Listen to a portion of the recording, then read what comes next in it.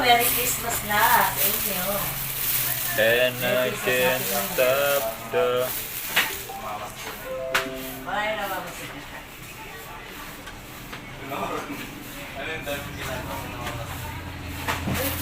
Feeling so good to you.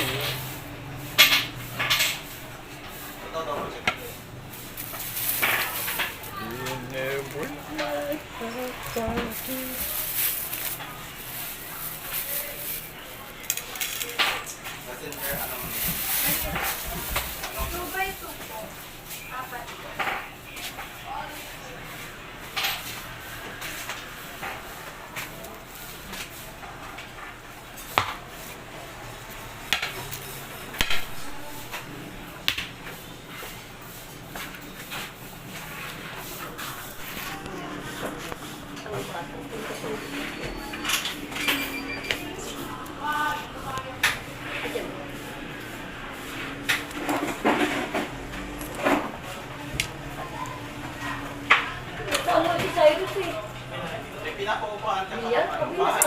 Agong kinakatakot ang kasal. Nangang mga bantay na hanggang ay napahina dahil sa kasiyahan at katangahan. Nang makita ng dragon na kanina ni Bodo, umakas ito pabalik sa kanyang nilim. Bukas, aagawin ni Bodo ang nagtimpalang higit pa sa anumang kayamanan. Naku, ngayong gabi siguro kakain. Bukas ikakasal si Bodo. Kaya hindi Bodo? na mag-isa si Bodo. Utang niya na ni Bodo. Tarantado.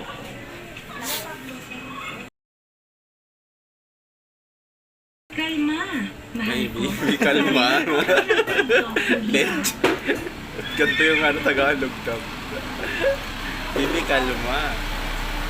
Ang mga kabahay ni Panginoong Bodo, hindi pa ako nakakita ng katulad nila. Mahikang lahi daw, sabi nila. Kasing bilis ng hangin ng bagyo. Tunang yan bulag. Hindi nila yung nakita yun. Kasing bilis ng hangin ng bagyo, kung ganon, isakay mo ako mauwi sa likod ng hangin.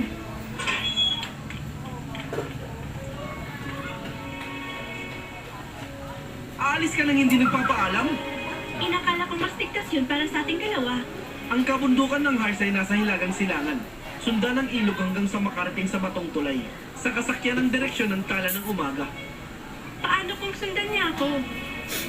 E di pagdasal mo na ang iyong kabayo ay tunay ngang kasing bilis ng hangin. Hanggang sa muli natin pagkikita, mahal ko. At nang gayon, sumakay ang Wala pusis sa agad. patungo sa kalayaan sa isang hirang ipinanganak mula sa kinang ng mga tala at bagyo. Habang sa likod niya, nagpapatuloy ang handa yung mga higante. Walang kaalam-alam na si Brunhilda ay lumipad na. Lumipad. Lumipad ang aming team. Ay, Bluetooth, no? Si Bruhilda ay lumipad niya. Charot. Pagsama-samahin na sa isang bond paper, tama?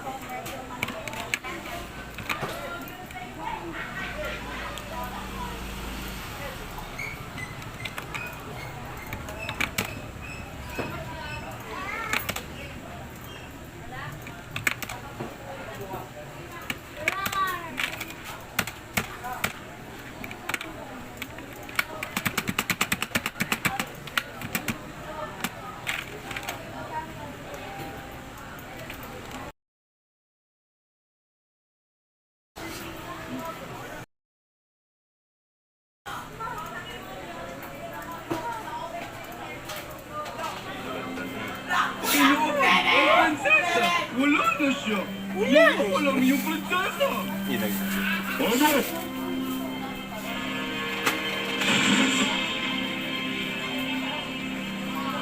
Nasaan ang nobya ni Bodo? Ikaw na duwag at hangal. Hindi ko alam. Nandyan lang siya kagabi sa kanyang silid. Hindi mo na siya maabutan ngayon, malupit na puno. Humanap ka ng ibang biktima para sa iyong kapangisan. Dito ang abo. Saan? Siya umalis, anak ng mundo. Kahit na alam ko, hindi ko sasabihin sa'yo. Ang Diyo, hindi magtatagal yan. Kapag nahuli si Prinsesa, Ano daw? Balikan mo. natin siya, Shadow Runner. Dalhin mo siya kay Bodo. Nagningas ang mga mata ng kabayo. Kumislap na parang sandatang may buhay. Nagsimula ang habulan na tatago sa tatlong kaharian at yayanig sa mga bundok. Habang ang Gargi at ang kanyang halimaw ay humahabol sa prinsesa Lupit. at sa kanyang kabayo sa mundong pinagaharian pa ng mga mahika. Lumipad ka, mahal ko. Ipakita mo sa akin ang lasa ng kalayaan. Kinirang niya. Ngunit ang kabayo na higante si Bodo ay sinilang sa ibang mahika. Mas gutom, mas mabangis, at hindi ito tatangging manghuli ng biktima. Chablo.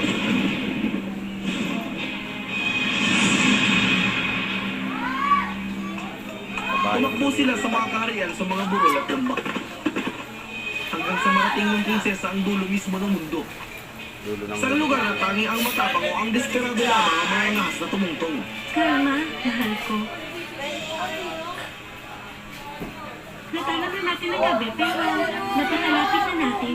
Ang mga tao ni Hedek ay nasa kabila lang ng langit. Abot kamay lang. Ngunit tila dagat ang pagitan. Ano, nabutan na Oh, sila. hindi.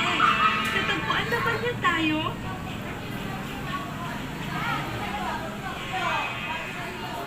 Alam mo kung anong miss ko? Kabaliwan ito at mukhang imposibleng mangyari. Pero mas mabuti nang subukang makalaya kaysa mabuhay na nakatali sa isang higante.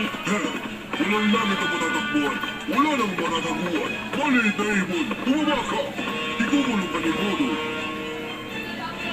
Hindi ako ibong maaaring ikulong, Bodo. Ako mismo ang hangin. Hindi. Akin ka. Kahit Bodo lamang. At sa sandaling iyon, sa pagitan ng lupa at langit, sa pagitan ng pagkabihag at kalayaan, nagdesisyon ng prinsesa, Nakalipad. gaya ng lahat ng Nakalipad tunay si na bayani, Bodong. kapag dumating ang sandali ng Inang inang kapalaran, lupet. lumipad silang magkasama, tumuwid sa bangin sa isang kisap ng dalisay na mahika. Magpahinga ka na, mahal ko. Nadala mo ako sa tunay nitong kalayaan. Imposible. Walang mortal na makakagawa ng ganun lugda. Bumalik ka sa iyong hilagang kapatagan, Bodo. May mga kayamanan hindi maaaring nakawin. Kumulo sa galit si Bodo. Iniwan niya ang lahat ng